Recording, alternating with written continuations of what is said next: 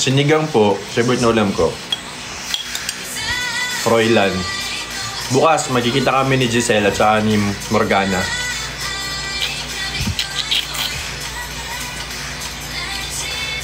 Haluin natin si Morgana bukas.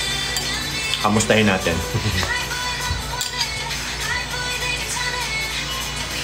What group iniistan mo? SF9, Astro 17, TXT, ITZY, Horizon. Konti na lang. Pati na Stray Kids at saka IVE. Konti na lang.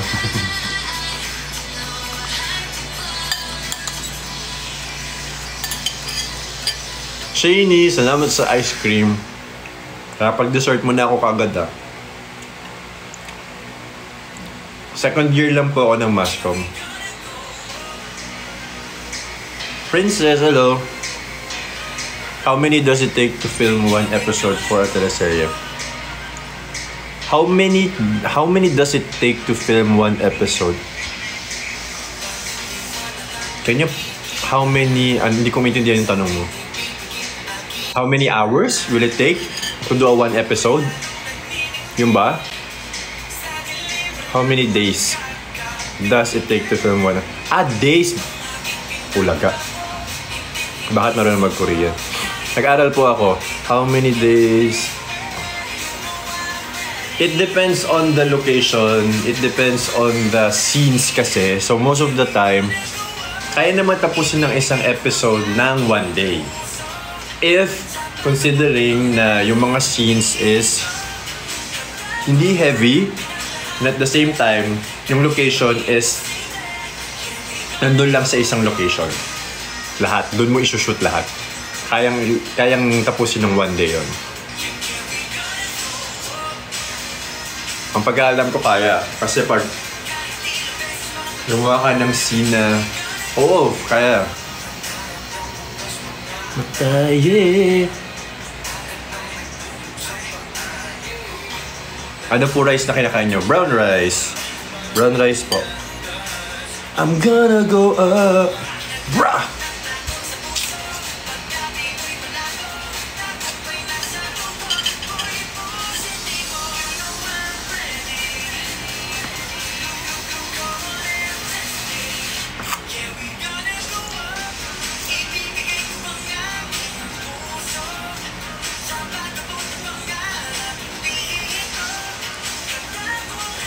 Yung pag-memorize ng line,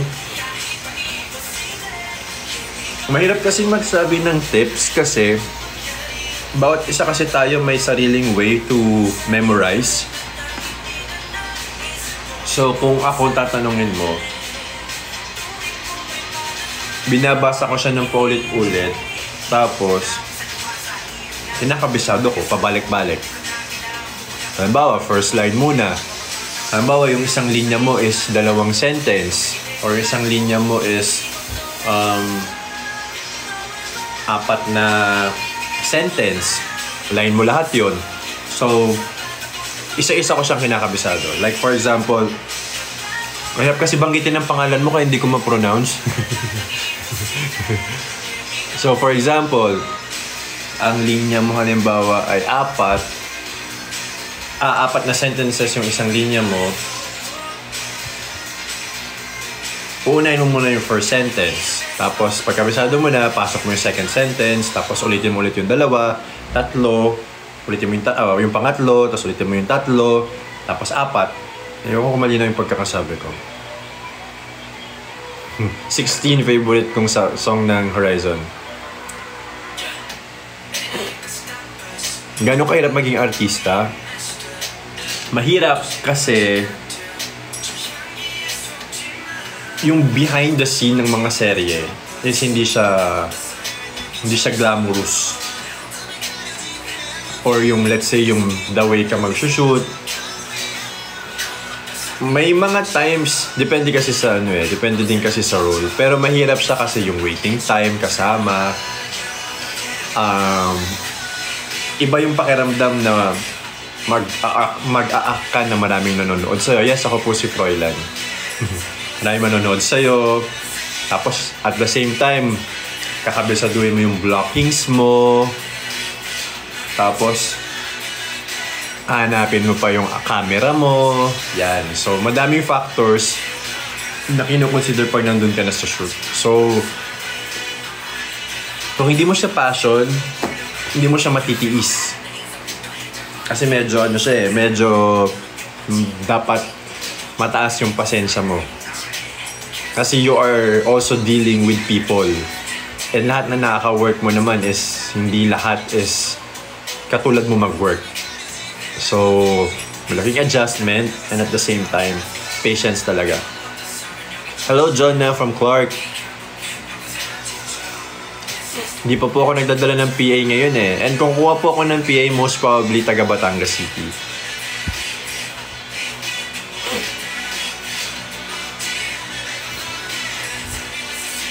Ano pet peeve mo sa ka-work? Pet peeve ko, yung hindi ready sa pagpasok. Full day. Yung lag po. Lag ba? Lag daw ako, guys.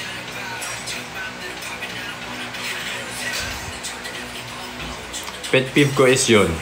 Yung pupunta sa set sa location yung kapwa mo artist na pet peeve ko sa kapwa artist yung pupunta siya sa location ng hindi ready. Yung hindi nagsiseryoso sa ginagawa. Sino bias mo sa SB19? Si Jack.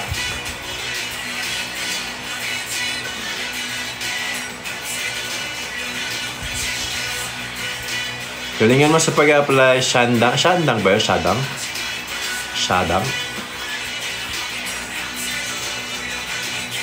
Bawan. Malayo po yung Bawan.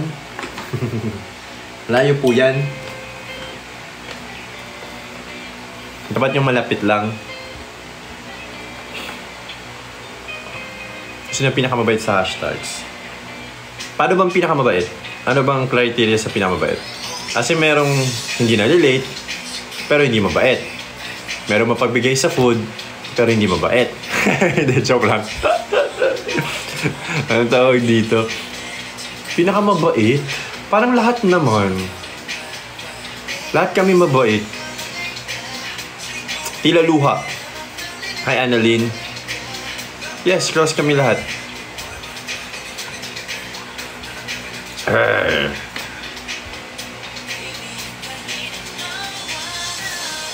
Have you encountered people like that po? Yung mga hindi ready, sino name drop ko? Hindi, joke lang. Madami. I had experience na maka-work sa mga artista na palibasa sikat. So, akala nila parang part of it, they can get away of being unprepared sa set. So, basta meron akong naka-work na isang artista. Basta malaki yung pangalan niyang artista until now. And for some reason, naka-call siya naka-call siya ng after lunch. Tapos, dumating siya is gabi, mga 7 or 8 ata yun. Kasi galing pa daw sa isang event. And then, pagdating niya sa shoot, hindi niya kabisado yung lines niya. Eh, ang dami naming artista nun.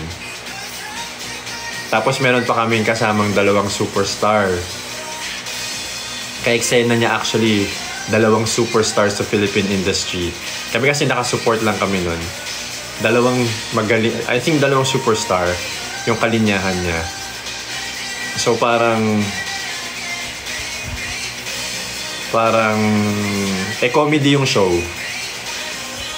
Wala pong ibibigay na clue. Comedy yung show. Comedy yung sinushoot namin. So, bawal ang nega. Bawal yung mag-create ka ng pangit na atmosphere kasi nga comedy yun eh. So, ang hirap umarte ng patawa or kung magiging nega yung vibes. So, yung 2 superstar na kasama namin is Alam mo yung tinitiis na lang nila na hindi sila magsalita ng pangit. Tapos, nakangiti na lang isang superstar na kasama namin na gusto niya sabihin na kami simula kaninang umaga pa nag-shoot dito. Kasi ikaw ngayon ka lang darating, hindi mo pa kabisado yung linya mo. Yes, nagkakausap pa kami, princess. How much sandong suot mo? Naku, mura lang po ito. Hindi po yung blind item. Kwento ko po yun kasi may nagtanong kung naka-experience na daw ako nung ganun eh. Kasi nakakahiya. Kasi hindi lang ikaw yung nagtatrabaho doon. Bukod sa mga artista na naghihintay sa'yo, may makeup artist, may production staff, may catering. Lahat yun madadamay. Lahat yun maghihintay sa'yo. So parang hindi ko alam kung yun hindi ko rin minsan maintindihan na paano ka magkakaroon ng ganong klaseng guts na pumunta sa shoot na unprepared knowing na madidelay mo yung shoot. Yun. So yun talaga yung pet peeve ko talaga.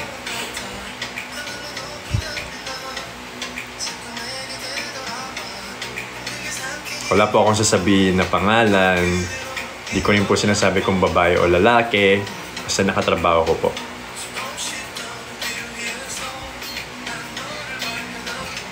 Dami, hindi lang yun. Pero syempre, you will grow as time goes naman. Talaga ba, Angela? Come on. How do you deal with that po? Deadma. Especially yun yung mga big stars na kasama namin. Dumedma na lang eh. Diba? So, sino ka para mag-call out? Pero I think naman napagsabihan siya.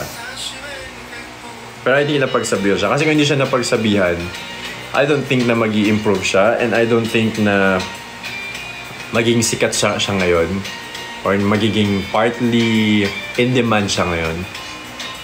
Actually, in demand naman siya talaga ngayon. Tapos na po kumain.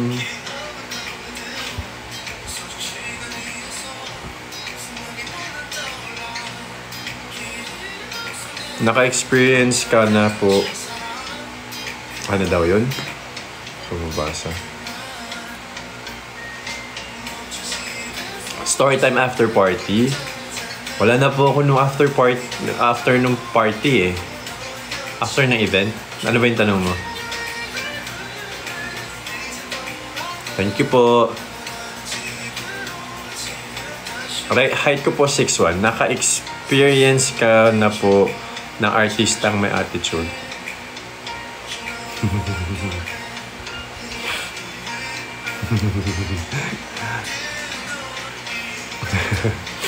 Madami na.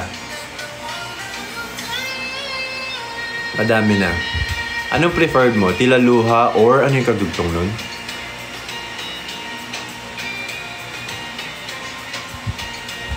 Story time, no name drop. Sige, kuha lang akong tubig. Balik ako. Akong tubig.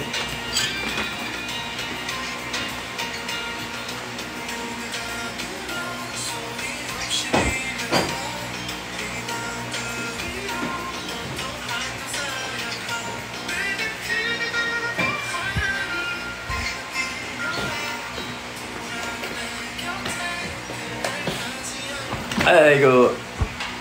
Story time. Eto na nga. Hindi siya ka.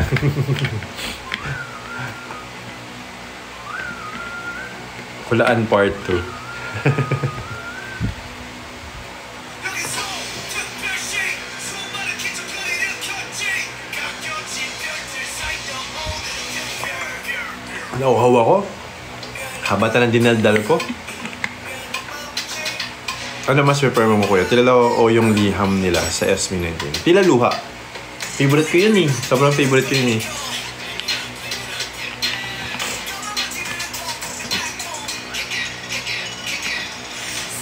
Nabuli ka na ba ng kapwa mo artista? na-bully. Mas masasabi ko na na power trip at saka parang bullying na rin yun. Hindi. Power trip. More on power tripping and at the same time nasa Korea na po ba si Jinho? Hindi pa, wala pa. Nasa event siya ngayon.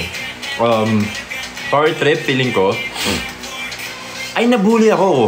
Yes, kasi naalala ko nakwento ko na ito dito before, yung pinatanggal yung gamit ko sa tent.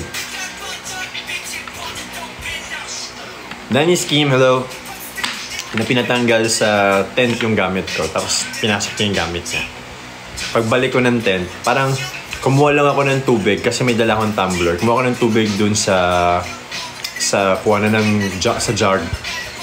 Sa kuha na ng tubig. Pagbalik ko dun sa tent, nakalabas yung gamit ko. Hindi lang siya once na nangyari sa akin. Yung isa naman na scene na nangyari sa akin, pinatong ko sa isang upuan ba? Table. Hindi ko man akong upuan na table. Yung gamit ko. Pagbalik ko ng tent, nasa sahig na yung gamit ko. Tapos yung gamit ng artista yung nakalagay dun sa pinagpatungan ko. Mga some of my experiences na pambubuli ng ibang artista.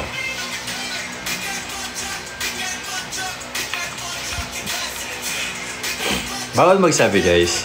Tapos meron pa ako isang experience na ay, wag na pala ta. Wag pa.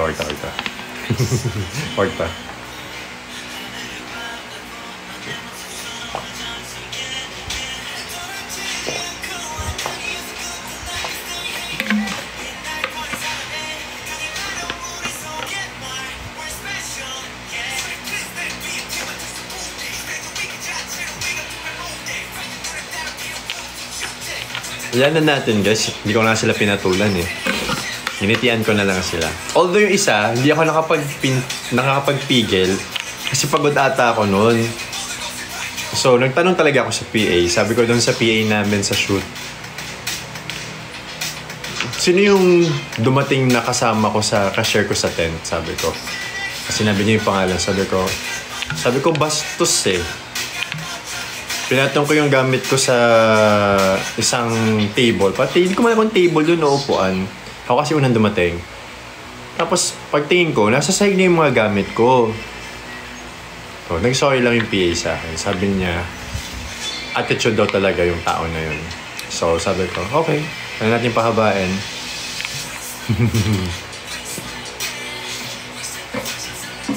Maraming ganyan, guys. Kaya hindi totoo na madali. Bawal magsabi kung anong clue.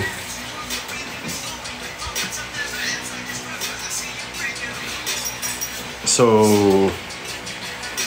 alam nyo guys, sa showbiz, kailangan mo talaga maging mabait. Hindi sa magiging fake na mabait ka ha. But, isa yun sa kailangan mong i-possess. Kasi mabilis ang chismis. Sa showbiz nga mabilis kumalat ang totoo at hindi totoong chismis. So yun yung hindi totoo kumakalat, yung pa kayang totoong chismis about you or yung totoong nangyari about you. So kailangan mo talagang habaan yung pasensya mo. Kailangan mo talagang mabait.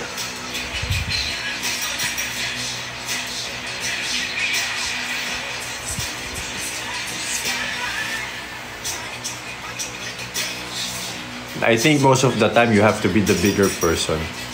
Bakit po mang joke? Masakit po yun. Hi Diane. Yes, harap po. Ano pa pag napindot si Ing? Ang bilis. Hey! Hello, Fiona. Padre Garcia, parang yes po. Nakapunta na po ako. Kuya, isa ka bang anchor? Yes, anchor po ako. Favorite dance? Ano yun? Favorite dancer ba yun?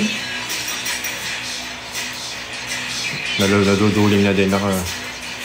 To the sky high! Zambales, yes. Maraming beses na. Sa Subic. Tsaka sa Pinatubo area. Pinatubo area is sa Zambales. Zambales yun, di ba?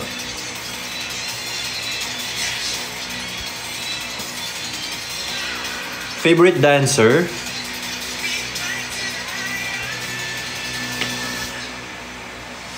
Dancer, choreographer siguro. Si Jay. Isa si Jay ng dating part ng XB Jensen. Tapos wait, kami nabasa akong kakaibang comment. Okay, anyway. Si Jay, yun yung dating XB Jensen, yung choreographer na ngayon na SB19. Tapos pangalawa is si Reden, yung choreographer namin dati sa It's Showtime, na choreographer naman ngayon ng BGYO at saka ng Thank You Kimi at ng Bini. Yan. Favorite dancers ko sila. Si RR din pala, isa pa.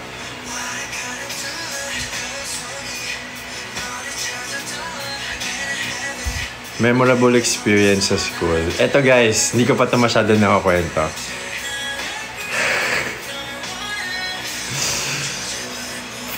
Naalala ko dati, may nililigawan ako sa school namin. Tapos, season yon ng pageant sa school. So, meron akong nililigawan na isang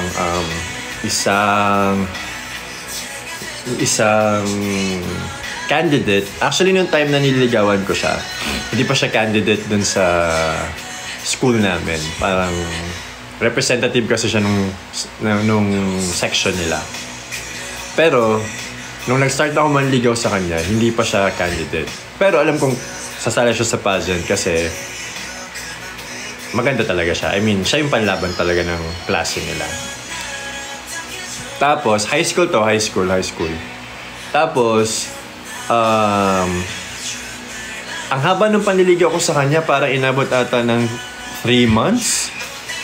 Kasi yung first month or first 2 weeks ng panliligaw ko, hindi pa siya involved dun sa pageant. Tapos parang after 2 weeks or after a month, hindi ko na maalala, naging part na siya ng pageant. Tapos, nag-prepare na siya dun sa pageant.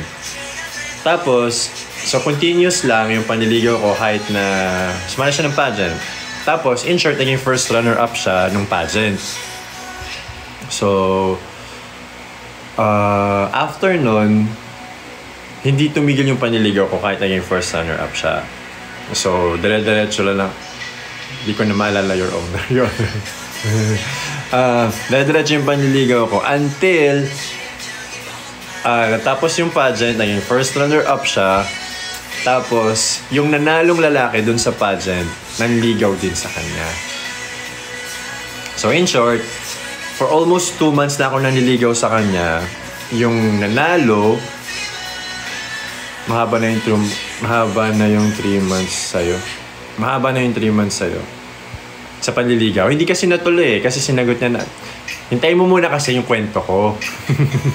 Decision ka din la yan eh. Mahaba yung 3 months, bakit? Estudyante ka eh. Siyempre pag patapos na yung klase, patapos na yung school year, ano yun, dapat 12 months kayong magliligawan? para hindi maikse. Anyway, nung third month ko atang nanliligaw sa kanya. Parang 2 months, basta going to 3 pa third month na.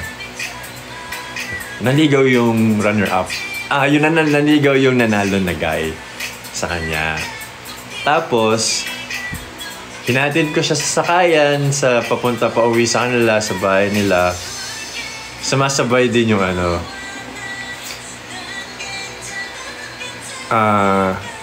tawag dito? Sumabay yung lalaki tuwing hinatid ko siya. Basta every time na i-meet ko siya, kasabay yung guy na isa. For almost 2 months na ako nanliligaw. Tapos itong guy, parang 2 weeks ata. 2 weeks. After 2 weeks, coming Valentine's Day, nagre-ready ako noon kasi Valentine's Day. So, nag-ipon ako for day. Tapos, ginawan ko siya ng charcoal painting kasi nag-charcoal painting ako. So, nag-charcoal painting ako noon. Nag-ready ako. Mga siguro 1/4 size ng illustration board yun. Naalala ko. Tapos, patapos na yon bago mag-Valentine's Day. Naka-ready na siya. Papa-frame ko na lang sana. Tapos, 2 days before the Valentine's Day, naghihintay ako dun sa gate. Hindi pala gate. Waiting shed malapit sa gate namin. Tapos, kasi yun yung waiting area ko lagi. Pag pauwi na kami, dun kami nagmi-meet para ihatid siya pauwi. Para ihatid siya dun sa kaya ng jeep pauwi sa kanila. Tapos, mga siguro 15 minutes na ako naghihintay. 15 or 20 minutes na ako naghihintay. Biglang lumapit yung isang babae na kasama niya sa pageant. Co-candidate niya dun sa pageant. Lumapit sa akin. Sabi niya, sino hinihintay mo? Si Toot ba? Sabi niya. Sabi ko, oh, nakita ba kayo? Nasaan siya ngayon? Parang ganun. Ginaganon ko siya. Kasi, nung time na yon is hindi siya nagre-reply. May cellphone na ako nun eh. May cellphone na ba ako nun? Parang nagka akong cellphone nun. Hindi ko na maalala kung may cellphone ako. Wala akong cellphone. In short, naghintay ako doon. Tapos, sinabi niya sa akin na yung si ati girl na nililigawan ko, nandun sa round table. Meron kaming tambayan sa school na ang tawag is round table. Tapos, sabi niya, doon ko daw puntahan si ati girl. Punta ako ngayon doon kasi, syempre, ihatid ko na siya eh. So, wala akong kaalam-alam sa mangyayari. Tapos, pagdating ko doon sa round table, may isang part ng round table, yung sa may isang area doon, merong parang 4 o 5 estudyante na nakatalikod. Nakatalikod sila doon sa isang table. Tapos, pagdating ko doon sa mismong malapit na doon sa area, kinakabahan na ako kasi parang alam ko na yung mangyayari. Tapos, another thing, may hawak akong flower that time.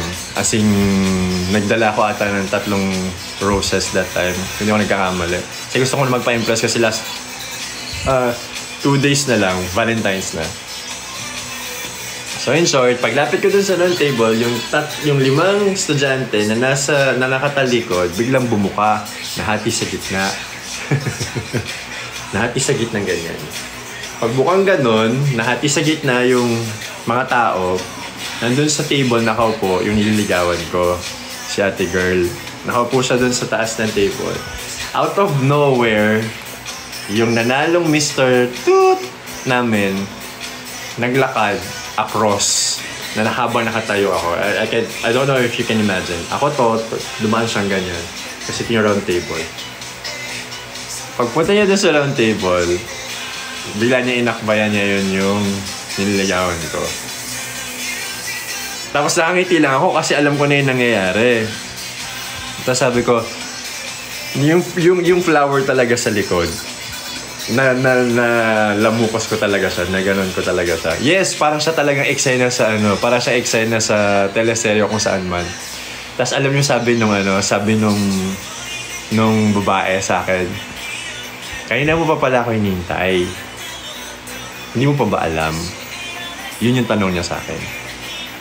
Tapos alam mo kung anong sagot ng lalaking kasama niya. Sabi nung kasama niya lalaki, kami na. Alam niyo nung time na yan, parang gusto kong maghukay. Tapos parang gusto ko nalang lumubog doon sa ilalim ng... Kasi sementado yun eh. Gusto kong maghukay.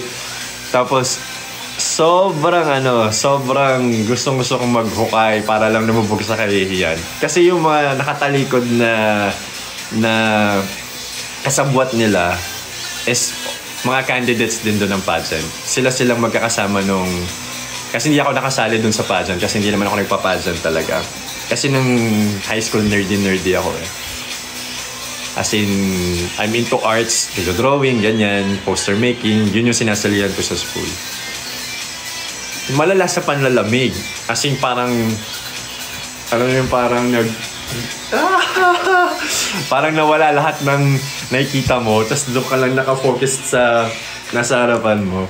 Tapos parang,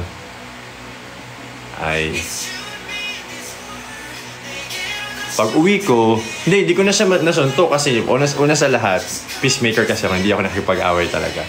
So, after nun, uwi ako sa bahay. Hindi pa ako umiiyak nun. Sa bahay, pero ang sakit ng dibdib ko nun, sobra, as in, ang sakit-sakit. Tapos after nun, pagdating ko sa bahay, eto na. Paglingon kong gano'n, nakita ko yung portrait. Nakita ko yung portrait niya. Biglang nagdilim yung paningin ko. Sa sobrang sama ng loob ko that time. Ginanon ko yung laway ko, tapos ginanon ko doon sa portrait.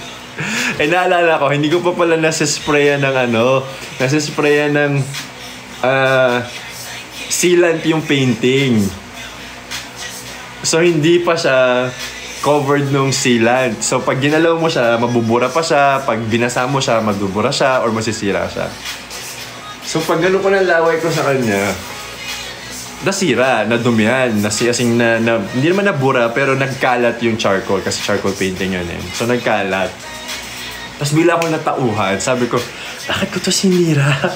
Sana na lang hindi ko sinira para nabigay ko pa din. Tapos, napatama ako doon sa boyfriend niyang, epal. Pero wala, in short, nasira yung painting.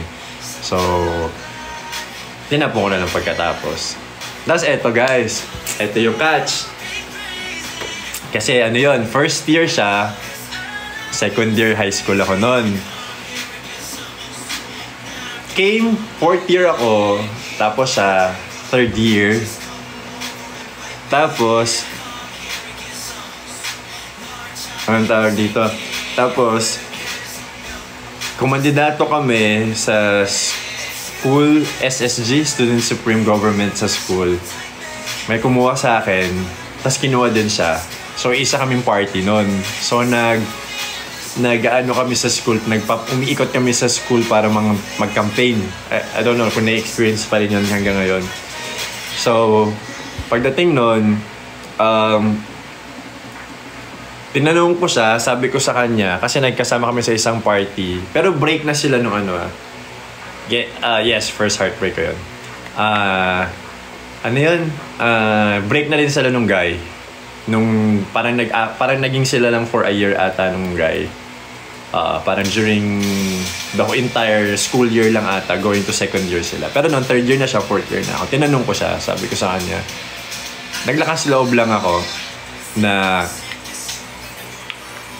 ano yung naging reason bakit hindi niya ako sinagot. Kasi parang ang question ko that time, parang hype ka, almost 3 months ako nanligaw, tapos ito, 1 week lang na nanligaw sa'yo, siya pa yung sinagot mo. Hindi, kasi laban ko doon, Mr. Something siya, diba? Tapos ako, ano ba ako doon? Nerdy, lang ako noon. Student. So, ending, tinanong ko, sabi ko, anong reason bakit hindi niya ako sinagot? Ang sabi lang niya sa akin is, nung time kasi daw na yon, kahit gusto niya akong sagutin, hindi niya ako masagot kasi yung mga kabarkada daw niya at saka yung mga kaibigan daw niya, sinasabi na ang maging jowa niya dapat is ka-year level niya. Kasi paano daw, pag graduate na daw ako, tapos may iba na akong school. So, advance mag-isip. Pagawa natin ng pocketbook yun. Sabi ko, ang advance mag-isip, ang issue niya, hindi pwedeng maging kami kasi pag graduate ako, third year, pag first year college na ako, siya is fourth year high school. So parang sabi niya, ang sabi daw ng mga nangsulsul sa kanya na classmate niya, masisira lang daw yung relationship, magsasuffer lang daw yung relationship. Sabi ko, second year pa lang ako noon, tas first year ka pa lang. Yun yung sinagot niya sa akin kung ba't niya ako hindi sinagot. So parang, I'm trying my best para i-locate siya. Pero bago ako nag-artista, hinahanap ko na siya eh. Parang sinesearch ko siya that time. So parang, Ay nako. Wala, hindi ko siya matagpuan. Talaga, James. Salamat, James. So, yun lang. Hindi rin kasi ako, feeling ko kasi nung time na yun, ay 10 p.m. na pala. Feeling ko kasi nung time na yun, hindi rin ako presentable kasi sobrang payatot ko. Tapos, medyo maitim ako kasi lagi ako nakabilag sa araw dahil sa basket. Basta, hindi ako presentable feeling ko. Naka-block ako. Imposible. Imposible ma-block nga ako. So, yun yung nangyari sa amin. So, parang nakakatawa lang na yung 4th year kami, tinanong ko siya kung bakit. Hindi ko siya totga, guys. Kasi niligawan ko naman siya eh. Hindi ko siya totga. Kasi may naka-love, hindi naman love team. Pero naman akong date sa school no na mas maganda sa kanya. So, okay lang. Na-influensyahan kasi siya ng mga classmates niya eh. Well, ganun talaga. And I think, nangyayari siya kasi minsan mas nakikinig tayo sa mga kaibigan natin, di ba? Kaya sa sarili natin. Sinutotga ko. Secret, mo sabihin.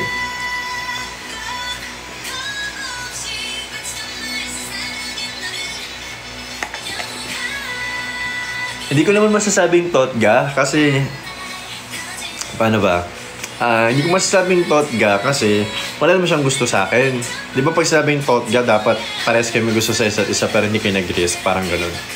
O sinayang niyo yung relationship, parang ganun. Pero deeply in love naman pala kayo talaga sa isa't isa. Okay lang, GF. 9 po.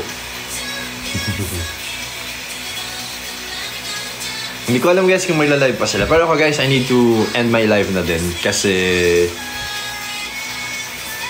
ako po ay may taping mamaya.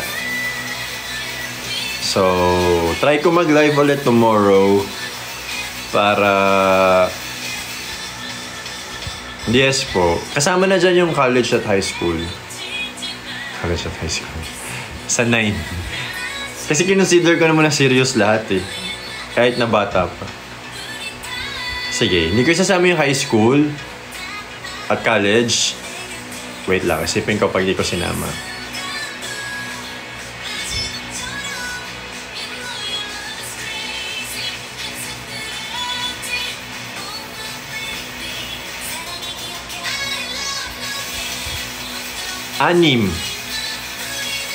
Anim kung hindi ko isasama yung high school.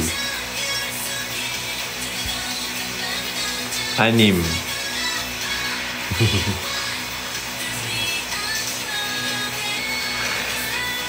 Sana makatulog ako guys. Dami pa din. Lagi kasi ako guys niloloko. Char, baka nandito yung isa baka dumaan. Baka may dumaan sa live ko bigla.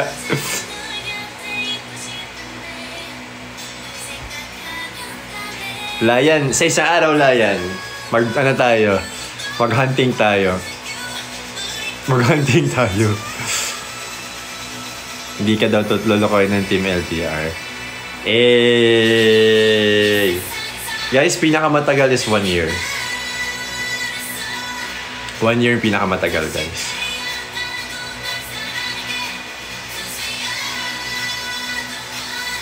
Dahil dyan, guys, maraming salamat again sa time nyo. As much as gusto ko pang magstay, guys, alam nyo naman, kayo lang yung reason kaya ako nagla-live. And kailangan ko pong magpahinga. Hanapan ka namin ng Miss Conde. Mga sagot. Ngumiti na lang. Thank you sa chika. Bakit kasi may nagtanong? Bakit kasi may nagtanong ng high school? Guys, walang name dropping, guys. Please, wala naman akong sasabihin ng yes or no.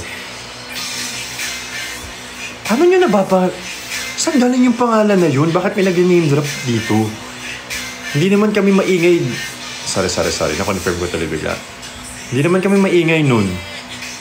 Bakit? Anyway, good night guys. See you guys tomorrow. Sana makapag-live ako. bukas. Feeling ko makapag-live ako bukas ng matagal. Kasi maaga feeling ko matatapos yung taping ko. Early call time ako and then I think by after lunch tapos na ako. So makaka-uwi ako kagad. Makakapag-live tayo guys.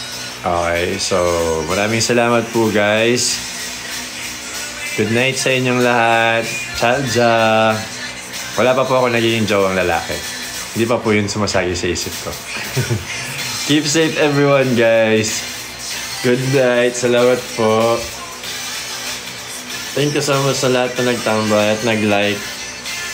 400k strong. Thank you so much guys. Good night everyone. Stay healthy guys. Uy, sabi wag mag-name drop eh. Stay healthy. Gabi. Annyeong. Tayo bayo. See ya guys. Salamat po. Bye. Bye.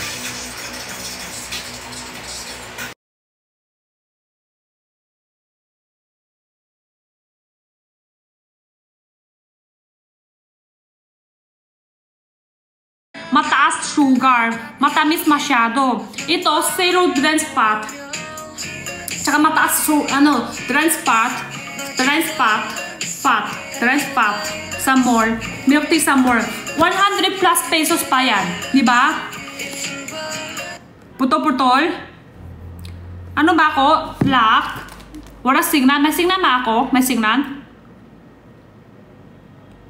May signan tayo? May signan?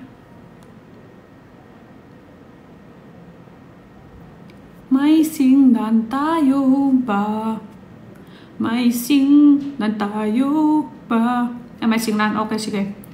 Okay, hindi siya putol-putol. Number 8 po yung clean tissue natin. 73 pesos. Naka 300 sheets times 8 pieces. Putol-putol nga. Lock ako ngayon. Putol-putol. Pero okay na ngayon. 300 sheets times 8 pieces. 300 sheets.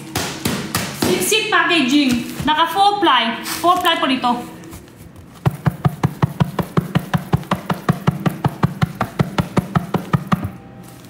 120 times 175. 4 ply po 4 ply. 300 sheets times 8 pieces. Sa number 1 naman po yung pork jerky. May stock pa ba? Number 1? Kasi may ano lang yun, number 1 eh, may nakaka-cancel. Kaya may stock siya. Nakamaan po, so up na. 5 pieces. 5 pieces po yung pork jerky. Ito talaga.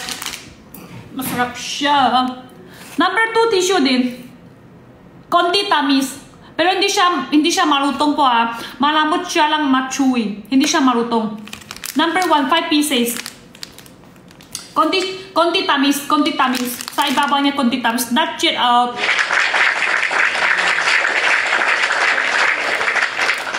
Pork jerky. No halal. No halal po siya. No halal. Number 1. Konti tamis sa ibabaw. May sample pa ba ako yung nakabuksan? Lahat kasi yung sample ko na, ubus ko na yung sample. Talaga, matakaw to seller eh.